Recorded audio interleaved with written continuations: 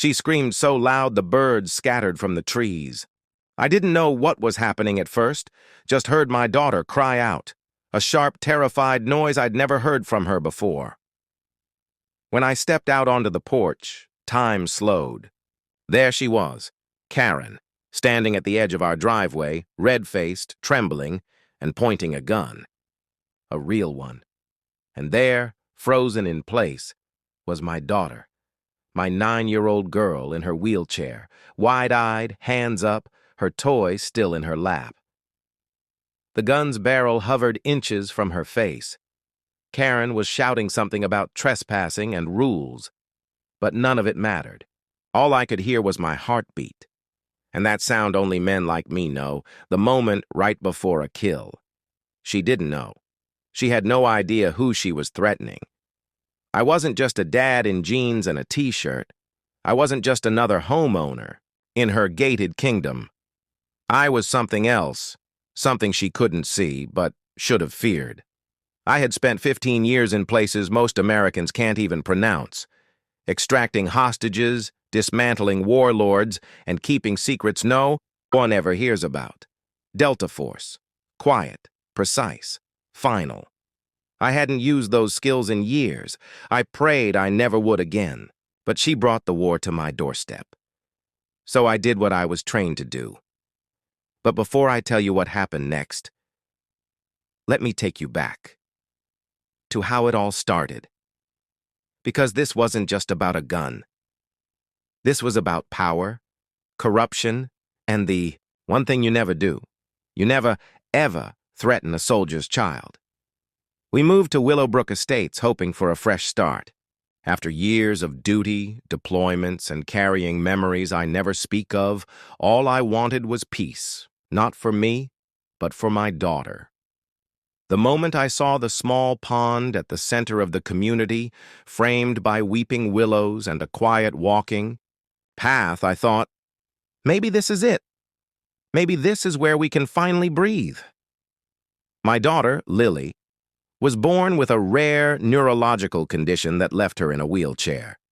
But you'd never guess it by her smile.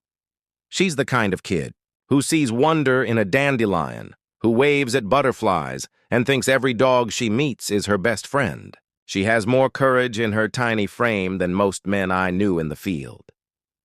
Our mornings were simple.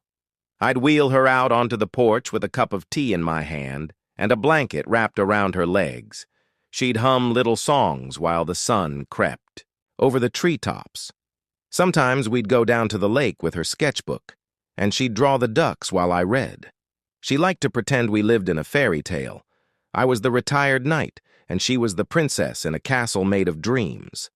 And for a little while, it really felt that way. I built her a custom ramp so she could roam the yard freely. Neighbors smiled, waved, kept to themselves.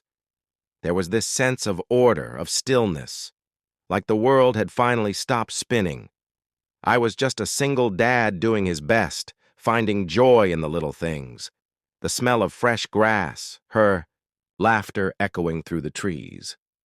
The soft creak of her wheelchair on the porch wood as she scooted forward to greet the mailman. After everything I'd seen overseas, this was heaven. But heaven doesn't last long in a place run by people obsessed with control. People who think their HOA badge makes them untouchable. I thought I left the battlefield behind when I came home. Turns out I just moved into a new one where the enemies didn't wear uniforms or carry rifles, but hid behind fences, rules, and fragile egos. And it all started with a woman named Karen, who decided that my daughter didn't belong, and that's when the war began. The first time I met Karen, I actually mistook her for a friendly neighbor. She waved as she walked past our house during one of her early morning inspection strolls, clipboard in hand, sunglasses perched high on her nose, hair sprayed into a helmet of suburban authority. "Welcome to Willowbrook," she said, forcing a smile that didn't quite reach her eyes. "We like to keep things orderly around here." At the time, I didn't think much of it. I was just another new face in the neighborhood, a single father trying to carve out a peaceful life with his little girl. But that smile, That artificial curve of politeness was the first warning sign. I just didn't see it yet. It began with small notes. Folded papers stuck under my windshield wipers, passive-aggressively reminding me that my grass was 1 inch taller than regulation. Then came a warning about my porch lights being too bright after 10 p.m. That one puzzled me. We lived on the edge of the cul-de-sac, surrounded by trees. The only lights visible at night were the stars. But it was always phrased in that particular HOA tone. Concerns have been raised. No names, no real authority. Just veiled threats in the language of bureaucracy. Then she escalated. She took issue with the ramp I'd built for Lily. It wasn't some clunky eyesore. I'd designed it to blend in with the house, stained the wood to match the siding, and made sure it met every safety standard. But Karen claimed it was unauthorized construction and filed an official complaint with the HOA. The board, which she conveniently chaired, backed her up without even consulting me. I received a formal letter in the mail stating that the ramp violated aesthetic guidelines and would need to be removed or modified within 30 days. I was stunned. That ramp wasn't just wood and bolts. It was freedom for my daughter. It allowed her to roll down to the mailbox by herself, to reach the flower bed she'd planted with her tiny hands, to feel, even for a moment, like she could move through the world without always needing me to push. I tried to reason with them. I attended the next HOA meeting, hoping to explain my case. But the room was a gallery of blank stares and forced smiles. Karen sat at the center like a queen presiding over a court that feared her more than they respected her. When I spoke, she interrupted. "We all have to follow the rules, Mr. Carter. Exceptions lead to chaos." I wanted to laugh. Chaos? I'd seen chaos. In the deserts of Iraq, in the jungles of Colombia, a wheelchair ramp wasn't chaos. It was compassion. But Karen didn't operate on logic. She operated on control. And she didn't like being questioned. After that meeting, things got worse. She started taking photos of my yard, my porch, even Lily playing with sidewalk chalk on the driveway. One day, she left a warning that chalk drawings were a graffiti concern and could lead to a fine. Lily cried when I told her she couldn't draw her little sons and cats anymore. I tried to shield her from it, but how do you explain to a child that there are adults who see joy as a violation? Karen didn't act alone, but no one dared stand against her. She'd ruled the HOA for years. Some said she got 2 couples evicted, just for painting their shutters blue. Her power didn't come from her badge. It came from people being too tired to fight. And maybe that's what she expected from me too, that I'd fold, comply, remove the ramp, dim the lights, silence my daughter's laughter. But she underestimated me, because I've fought for peace in lands that have never known it. I've held the hands of dying men so their last thoughts would be of home. And now, this was my home. And I would not let anyone, not even a self-appointed suburban tyrant, take it away from my little girl. Still, I remained calm. I documented everything, every note, every complaint, every comment. I didn't react, not yet, because I knew something she didn't. You don't challenge a soldier and expect a street fight. You challenge a soldier and you start a war you're not ready for. And Karen had just fired the first shot. After the HOA meeting where Karen publicly dismissed my concerns, I held on to hope that maybe, just maybe, it was over. That she'd made her point and would move on to some other harmless target. But that's not how people like her work. Karen didn't just want compliance, she wanted submission, and when she didn't get it, she doubled down. What started as passive-aggressive notes and cosmetic complaints quickly turned into a targeted campaign meant to break us, mentally, emotionally, and physically. The first time I knew things were getting darker was the morning Lily tried to go out for her usual routine.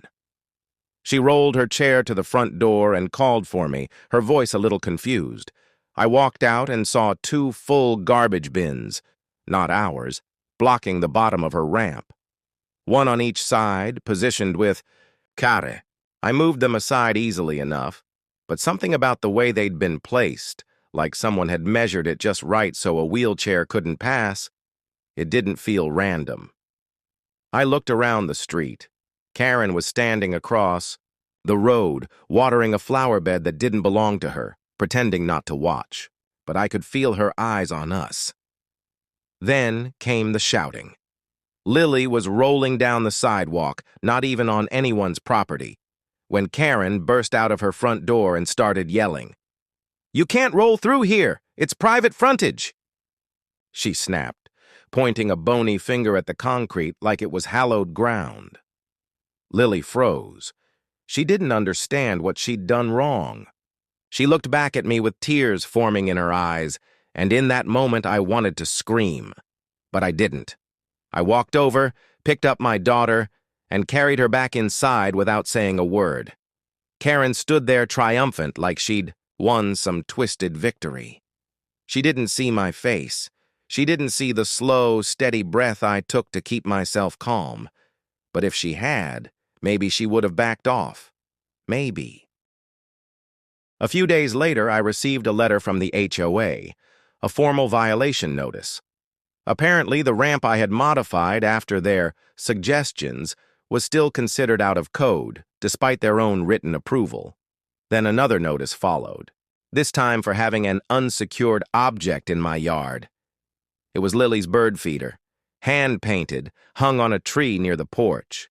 They fined me $150. I didn't even argue. I paid it knowing what they wanted. They wanted a reaction. They wanted me to crack. But I don't crack that easy. Then the small things began. My mail started going missing. Bills, packages, even birthday cards from my sister never arrived. When I installed a camera near the mailbox, it mysteriously went offline 3 days later. The wiring had been cut cleanly, not torn, not chewed by animals, cut. And right after that, I noticed tire tracks near my flower beds. Not from my vehicle.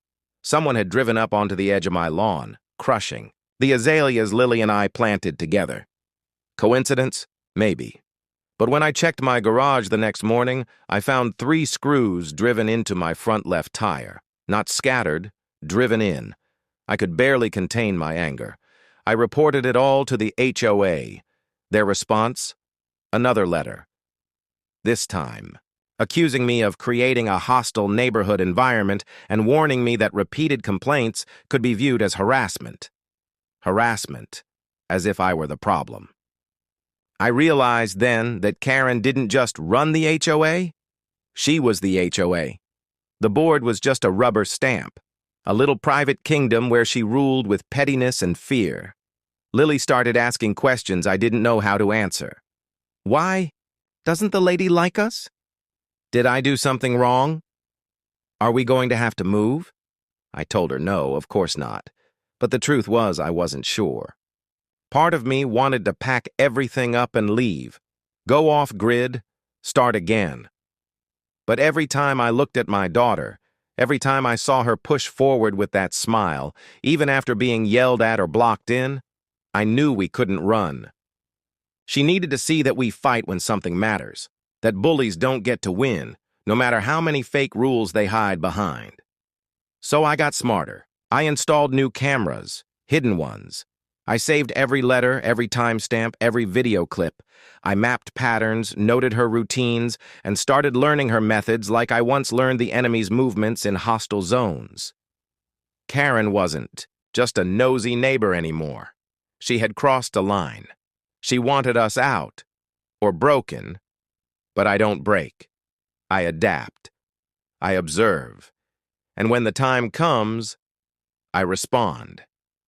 Little did Karen know, all the evidence she was leaving behind would soon be the noose she hung herself with. She thought she was intimidating some passive dad with a disabled child. She didn't realize she was playing chess with someone trained to win wars, and the war had just begun.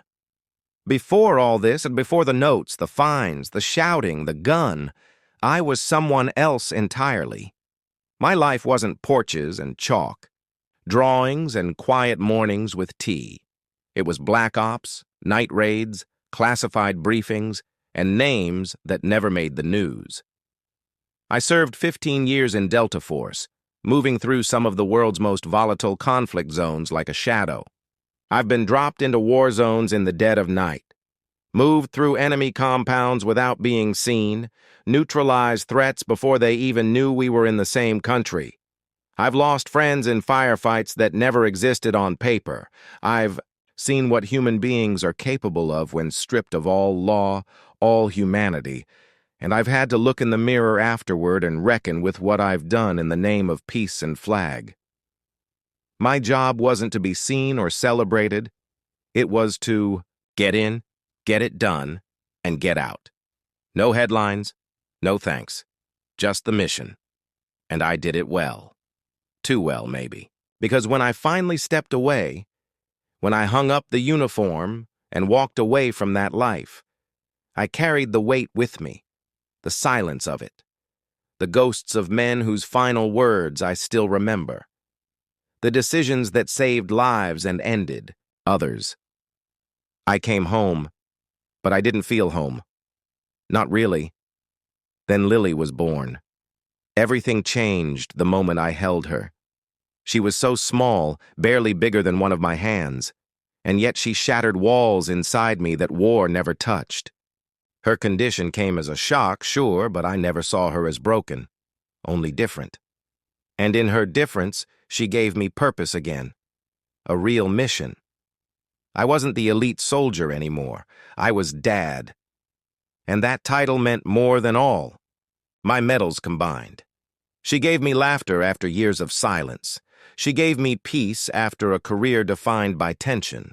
I'd wake up to her voice instead of the sound of choppers or gunfire in my dreams. She became the reason I worked hard to stay calm, to stay grounded, to stay human. She didn't just save my life. She brought me back to life. But make no mistake, that soldier in me never left. He just went quiet, buried beneath bedtime stories and backyard picnics.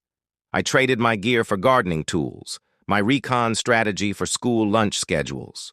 But that part of me, the man trained to enter chaos and walk out alive, he was still there, waiting in the shadows of my mind, disciplined and watching. Karen didn't scare me. She annoyed me. She insulted my intelligence. She poked the wrong bear. But scare me? No. I've had mortars land 3 feet from my boots. I've seen monsters in human skin. I've fought against the odds with nothing but a knife and a comms link. Karen's weapon was bureaucracy and bitterness. But I'd seen real weapons. I'd felt the heat of real fire. I'd stared death in the face and made it blink. The thing about people like Karen is they assume everyone's playing the same game. Rules, fines, complaints. But I've never played games. I follow missions.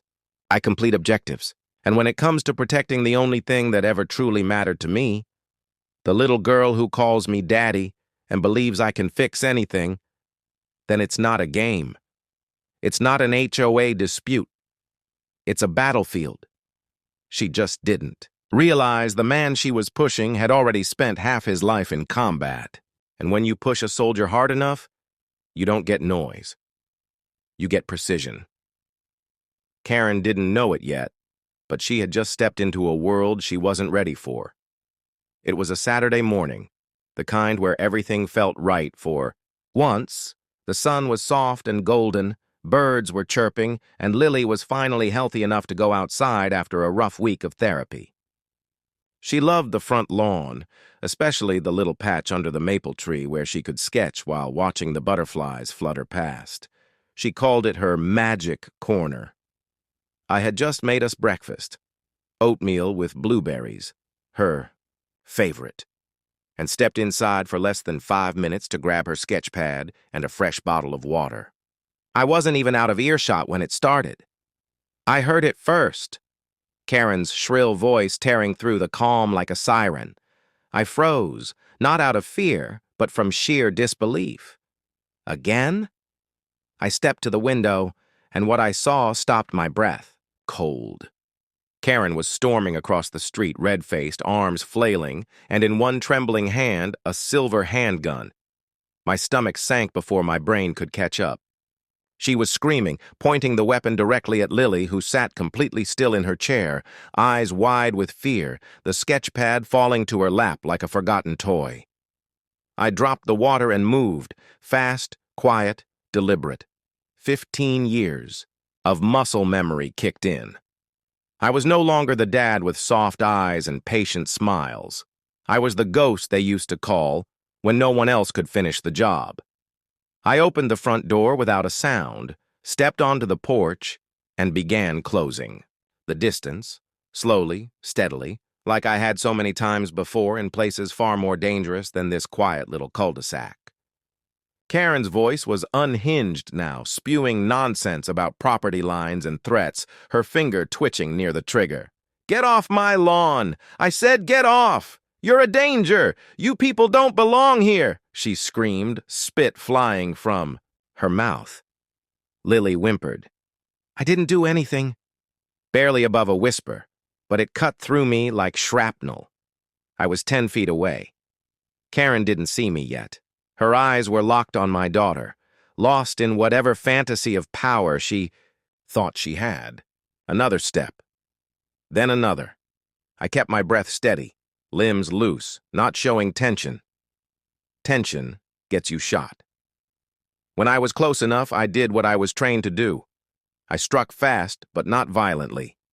My left hand came under her wrist, pushed, the barrel skyward while my right twisted over the top of her hand, and in a heartbeat, the gun was out of her grip and sliding across the sidewalk. She gasped and stumbled, too stunned to scream. I stepped between her and Lily instantly, shielding my daughter with my body, eyes locked onto Karen's.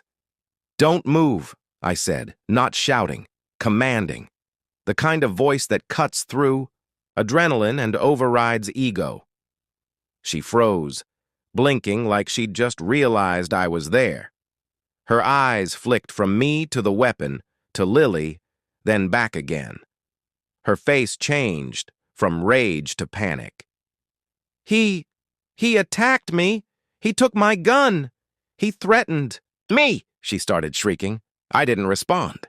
I bent down, picked up the firearm, slid the magazine out, cleared the chamber, and placed the weapon down on the hood of my car. Within 2 minutes, the neighbors were out. Within 5, the police arrived, sirens wailing, lights flashing. Karen ran to them like a victim in a bad TV drama, pointing at me, crying about assault and self-defense, twisting the story before they even stepped out of the car. "He's dangerous. He has military training. He ambushed me," she cried. The officer turned to me, young, cautious, hand near his holster. "Sir, we need you to step back. Hands where I can see them." I nodded, calm. "You're going to want to see this first," I said, and pulled out my phone. I'd been recording from the porch camera, one of the new wide-angle lenses I installed after the last ramp incident. Crystal clear footage, full audio. Every word, every step, every second of her pulling a weapon on a child who was doing absolutely nothing wrong. I handed them the footage. They watched it right there in the driveway, one officer frowning deeper by the second, the other shaking, his head in disbelief. Karen kept rambling, her voice growing shriller by the minute. "He edited that! It's fake! It's all fake!" But the truth was there, playing out frame by frame in front of everyone. The moment she raised the gun, the moment Lily flinched, the moment I calmly intervened without using force or laying a single hand on her beyond the disarm. No anger, no revenge, just protection. One of the officers turned to her and said, "Ma'am, please place your hands behind your back." She froze like a statue, then screamed. "What? No! He's the one! He's the threat! I was protecting myself from that freak child." She didn't finish the sentence. The neighborhood went silent. Lily looked up at me, eyes full of confusion. "Daddy, am I in trouble?" My throat tightened. I dropped to one knee, brushed the hair from her face, and said, "No, baby, you did everything right. You're safe now." As they put Karen in the back of the cruiser, still ranting about rules and invaders and conspiracies, I turned back to the crowd of neighbors. Some were filming, some were stunned, some looked ashamed, people who had once sided with her or stayed silent out of convenience. That was the day the neighborhood changed. That was the day Karen's reign of intimidation crumbled. That was the day I showed them that quiet doesn't mean weak, and being a father means doing whatever it takes to protect your child. Later, I learned she had no permit for the firearm, that it had been reported stolen from her sister's ex-husband, that she'd lied to the HOA about me, about Lily, about everything. But none of that mattered as much as the look on my daughter's face when I tucked her into bed that night. Still shaken, but safe. She held my hand a little tighter than usual and whispered, "You really are a superhero, aren't you?" I smiled, kissed her forehead, and said, "No, sweetheart, I'm just your dad." But inside, I knew Karen was seconds from disaster, and she had no clue how close she came. Karen's arrest was only the beginning. The image of her being led away in handcuffs, still shrieking about HOA bylaws, property lines, and outsiders, felt like the moment a storm finally broke. For the first time since we moved into Willowbrook Estates, the air felt still. But justice, real justice, isn't as cinematic as handcuffs and flashing lights. It's slower, quieter, and far more demanding. The police filed charges immediately. Assault with a deadly weapon, brandishing a firearm in a residential area, making threats against a minor, and illegal possession of a firearm. The stolen weapon sealed her fate. When the officers discovered, it was registered to a man she hadn't spoken to in over 3 years and never legally transferred. She was done. She tried to spin it in court, of course. Claimed it was all a setup, that I was some ex-military lunatic who staged everything to frame her. But the video evidence was bulletproof. And so was the testimony from half a dozen neighbors who had finally found the courage to speak out. Neighbors who had also suffered from her intimidation for years, but had remained silent out of fear or convenience. Turns out Karen had quite the record within the HOA. She'd bullied families into repainting their houses, fined elderly couples for lawn ornaments, even got one family fined $300 for excessive laughter during a birthday party. Her downfall was long overdue. While the criminal case moved forward, I turned my attention to the HOA. I'd had enough. Enough of the unchecked power. Enough of the blind support they gave her. Enough of the system that allowed someone like Karen to weaponize bureaucracy and fear. I hired a lawyer, a good one, referred by an old military buddy who'd gone into private legal work. We gathered everything: the complaints, the video footage, the evidence of tampering with our mailbox, the tire sabotage, the fake fines, and the illegal demands to remove my daughter's ramp. We filed a civil suit against the HOA for harassment, discrimination, and violation of the Americans with Disabilities Act. The case hit them like a bombshell. Suddenly, the board members who once smiled and nodded at Karen's every word were panicking.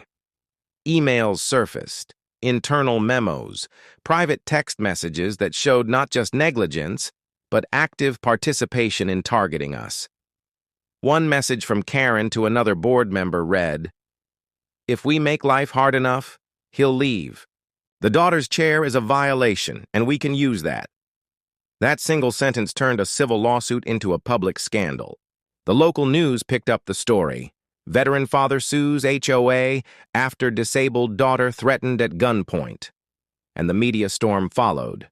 Interviews, headlines, investigations. I didn't ask for the attention, but I welcomed the light it brought. The lawsuit dragged on for months, but we didn't waver. Eventually, a judge ruled in our favor. A clear violation of my daughter's civil rights and an abuse of HOA power. The settlement was substantial, enough to cover our legal fees, therapy for Lily, and more. But the money wasn't the victory. The real win was the change it forced. The HOA board was dissolved.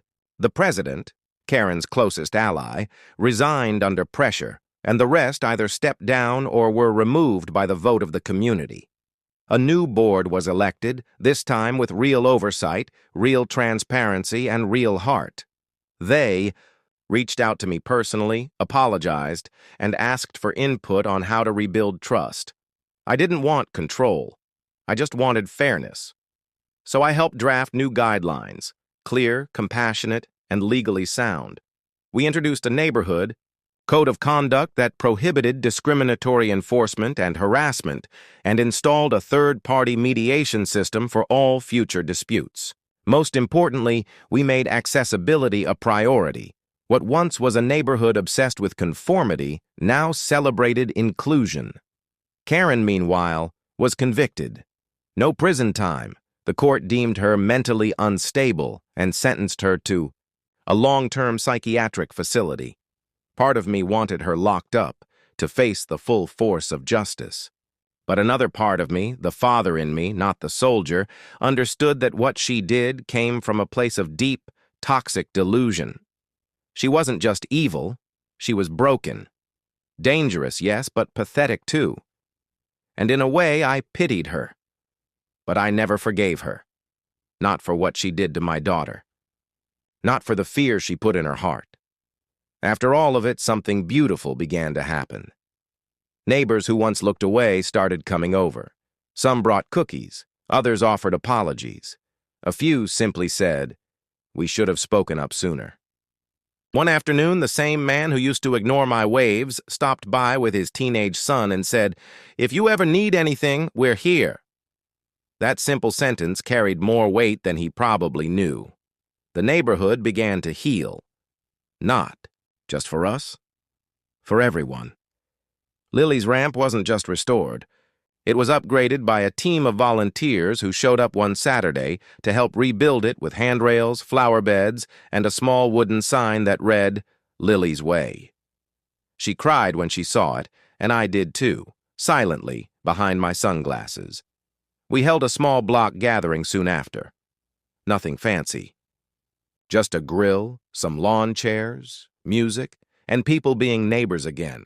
No HOA banners, no threats, no fake smiles, just kids running, laughter ringing, and a community that finally found its heart again. And while I stood there, paper plate in hand, watching Lily chase bubbles with a few neighborhood kids, I realized something. We didn't just win. We changed something. We took a place ruled by fear and made it safe again. Karen thought she was protecting some fantasy of order and power. But in the end, all she did was expose how fragile that illusion really was. Because real strength isn't about control. It's about compassion, about standing firm when it matters most, about knowing when to fight and why. And for me, that reason will always be simple. Her name is Lily. In the weeks that followed the storm, after the court hearings, the resignations, and the rebuilding, a strange stillness settled over Willowbrook Estates. Not the kind born of fear, but the kind that comes when a wound has finally begun to heal. The silence was no longer heavy. It was peaceful. It belonged to mourning birds, distant lawn mowers, and the soft creak of my daughter's wheelchair rolling across the new wooden path we built together, a ramp now surrounded by blooming marigolds and sunflowers, a garden she designed herself. We called it Lily's Way, not just because it led to our front door, but because it symbolized something more. The path she took through cruelty and fear with more grace than most grown adults could ever manage. I remember standing there one afternoon, watching her giggle while watering the plants, the wind catching her hair, sunlight spilling across her face, and I thought, this is what we fought for. Not to punish Karen, not to destroy an HOA board, but to give Lily back her freedom, her right to feel safe in her own yard. And it didn't just stop with us. The neighborhood changed. Families who had once kept their heads down now spoke up when something felt wrong. Wheelchair access ramps started appearing in other driveways. Parents who once hesitated to let their Kids play outside began organizing sidewalk chalk parties and weekend games on the very lawn Karen once policed like a fortress. That same sidewalk where my daughter had once been screamed at became a shared canvas of color and laughter. People weren't just kinder, they were braver. We had turned a place of quiet judgment into a place of open eyes. And yet, through it all, I kept thinking back to that day. The day I saw my little girl's life flash before me and stepped between her and a gun with the calm of a man who had seen far worse. And I realize now I didn't do it because I was a soldier. I did it because I'm her father. The uniform, the medals, the missions, they were a different life. But this battle was mine to fight because she can't fight for herself. That's the burden and the blessing of being a parent. You inherit their fears as your own and face their enemies without question. It wasn't revenge. It wasn't heroism. It was protection, plain and simple. If there's one thing I learned through it all, it's that real strength isn't loud. It doesn't shout through megaphones or hide behind policies.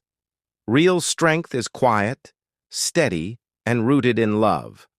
It's the choice to stand firm when every part of you wants to run.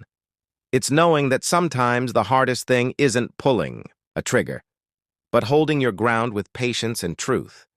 Karen may have thought she could break us, but in the end, all she did was show us how strong we already were. And now, as I sit beside Lily in our garden, the hum of bees and laughter in the background, I don't see a battlefield anymore. I see a home. One we earned. One we protected. One we made better. For her. And for everyone who calls this place home. If you've ever been bullied by an HOA, if you've ever watched someone abuse their position of power and silence good people, don't stay quiet. Drop your story in the comments below. I read every single one. Your voice matters. And together we can shed light on the dark corners of these communities. Like and share this video if you believe no child should ever be threatened, and no family should ever live in fear behind a white picket fence. And if you want more real stories, the kind that expose the truth, fight injustice, and remind us all that courage starts at home, make sure you subscribe to the HOA stories. We've got more coming, including how I used a hidden mic, military tactics, and 3 lines of protocol to bring down an entire corrupt HOA board.